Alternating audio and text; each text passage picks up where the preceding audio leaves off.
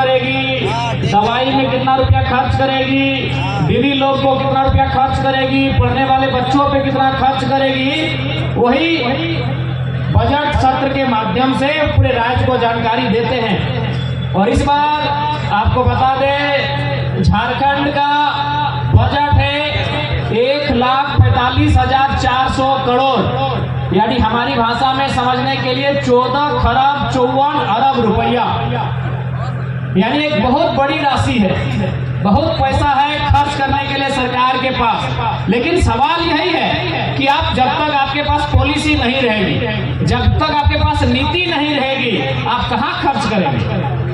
यदि आपको झारखंड में ये पैसा खर्च करना हो तो ठीक है, झारखंड के लोगों में खर्च होगा तो ठीक है, लेकिन आपके पास नीति नहीं है।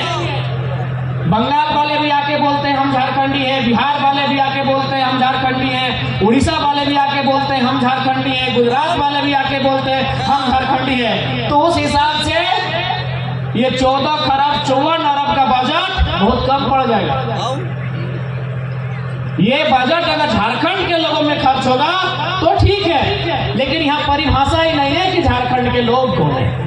आज कई सालों का संघर्ष, हजारों हजार वीरों के बलिदान के बाद हमारे पूर्वजों ने इस झारखंड राज्य का निर्माण किया।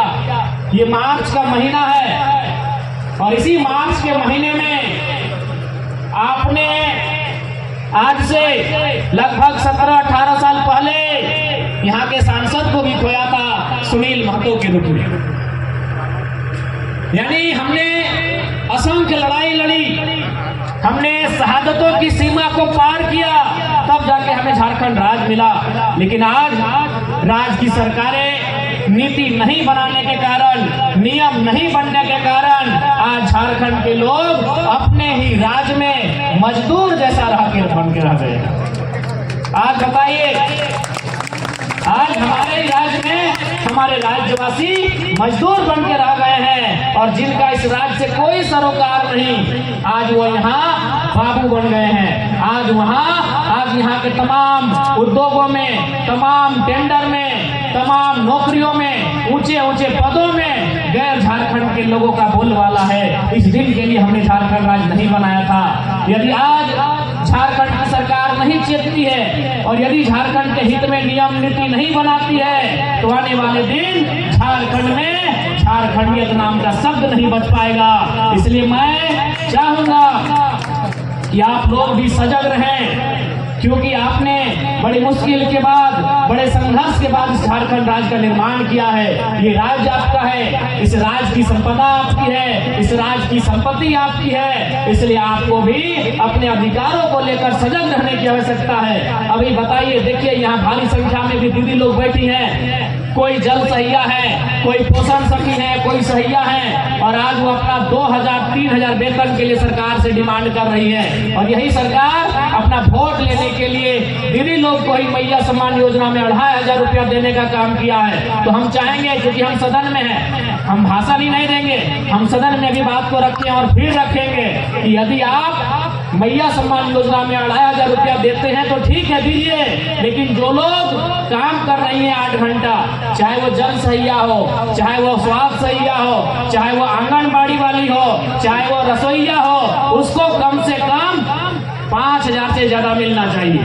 इसलिए मिलना चाहिए कि मैया सम्मान योजना हमारी बहन कह रहे, उसको तो कोई काम नहीं करना पड़ रहा है, तो भाई जो काम नहीं कर रही है उस बहन को 2,500 रुपया दे रहे हैं। तो जो 8 घंटा चूल्हा फूंक रही है, स्कूलवा में जाके भात रांध रही है, उसको 5,000 बनता है कि नहीं बनता? ठीक है, 2,500 दीजिए, आप मैया सम्मान योजना के नाम पर दीजिए 2,500 रुपया। लेकिन जो लोग 8 घंटा चूल्हा फूंक रही है, जो 8 घंटा जाके गांव-गांव में लोगों को स्वास्थ्य के लिए जागरूक कर रही है, उनको कम से कम उसका दुगना मिलना चाहिए, तभी तो वो मेहनत करेगी। नहीं तो बोलेगी जब इनको फ्री में 2,500 मिल रहा है तो हम खट के काहे 2,500 हम भी फ्री में लेंगे। वो भी क्या करेगी, अपना जो नौकरी, माने जो भी नौकरी नहीं कर सकते हैं, उनको जो काम मिला है अभी प्रोत्साहन के रूप में, बोलेगी काम हम भी कहा स्कूल में जाके चूल्हा फूकेंगे, भाई कहा इतना गर्मी में भाप रांधेंगे जब फ्री में दे रहे 2,500 रुपया। तो इसलिए निसंदेह हम लोग सदन में हम उठाए हैं इस बात को, फिर इस बात को उठाएंगे कि कम से कम वो दीदी लोग जो सहिया हैं, सेविका हैं, जल सहिया हैं, स्वास्थ्य सहिया है, पोषण सखी है, उनको कम रसोइया है, उनको कम से कम इनसे दुगना राशि मिले। अभी विकलांग लोग का पेंशन 1000 रुपया मिलता है, विधवा दीदी लोग का, बहन लोग का भी पेंशन 1000 रुपया मिलता है, विकलांग लोग का भी 1000, विधवा लोग को भी 1000, और जो बूढ़ा बूढ़ी लोग हैं उनको भी 1000। तो कम से कम उनका भी पेंशन 2500 रुपया हो, ये सदन में हम उठाने का काम किए हैं, आगे भी करेंगे। और आज निसंदेह आपने जिस उम्मीद के साथ, भले हम गिरिडीह जिला से चुनाव जीत के आए हैं, हम जहां से विधायक बने हैं उस जिला का नाम है गिरिडीह, और आपके यहां से वो जिला कम से कम 200 किलोमीटर की दूरी में है। कोई बात नहीं, भले हम विधायक गिरिडीह से चुन के आए हैं, लेकिन समस्या हमने जादूगोड़ा का भी रखने का काम किया है, इस बात को आपको बताना चाहेंगे। झारखंड में 25 साल के झारखंड में पहली बार जादूगोड़ा के यूरेनियम खनन से प्रभावित हो रहे महिलाओं के विषय को हमने सदन में रखने का काम किया है। इसलिए आप मेरे अभिभावक, मेरे नौजवान भाइयों और मेरी माताएं, मेरी बहनें, मेरी दीदी लोग, आप निश्चिंत रहें। भले हम विधायक गिरिडीह जिला से चुन के आए हैं, भले हमारा घर धनबाद जिला है, लेकिन जब बात आएगी सिंहभूम की, हम जरूर आपकी आवाज बनने का काम करेंगे। इस बात में कोई कटौती नहीं होगी, इस बात को आज हम आपको कह के जाते हैं। आज देखिएगा विधानसभा में जैसे ही हमारे बोलने का टाइम आता है, देखिएगा माननीय अध्यक्ष महोदय पहला लाइन यही बोलते हैं कि जरा मैं पहले समय को देखिएगा। सबको मालूम है कि भाई इनको मौका मिलेगा तो फिर झारखंड में उथल पुथल हो जाएगा।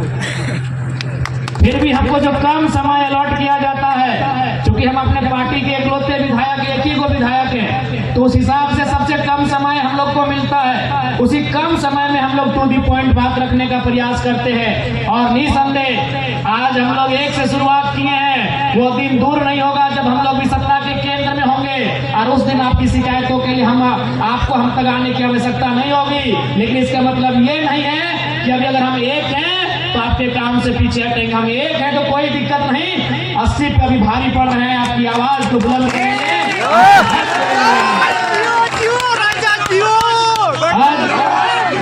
यही नहीं, हमने जितने हमारे पुलिस भाई लोग हैं, जितने भी जवान हैं, आज इनको झारखंड में वर्दी भत्ता 4-4.5 हजार रुपया मिलता है, इनको उचित भोजन भत्ता भी नहीं मिलता है। हमने झारखंड के विधानसभा में दूसरे ही दिन कहा है कि पुलिस कर्मी जितने भी हमारे पुलिस हैं, उनको कम से कम बिहार के तर्ज पे 10,000 से ज्यादा वर्दी भत्ता देने का काम कीजिए। हमने ये भी कहा है कि अगर मुख्यमंत्री का परिवार है, अगर मंत्री का परिवार है, उनका बीवी है, बच्चा है, तो पुलिस कर्मियों का भी परिवार है। इसीलिए अगर कोई सिंहभूम का है तो उसकी नौकरी साहेबगंज में ना हो, उसकी नौकरी सरायकेला में हो, उसकी नौकरी पश्चिमी सिंहभूम में हो, पड़ोसी जिला में हो।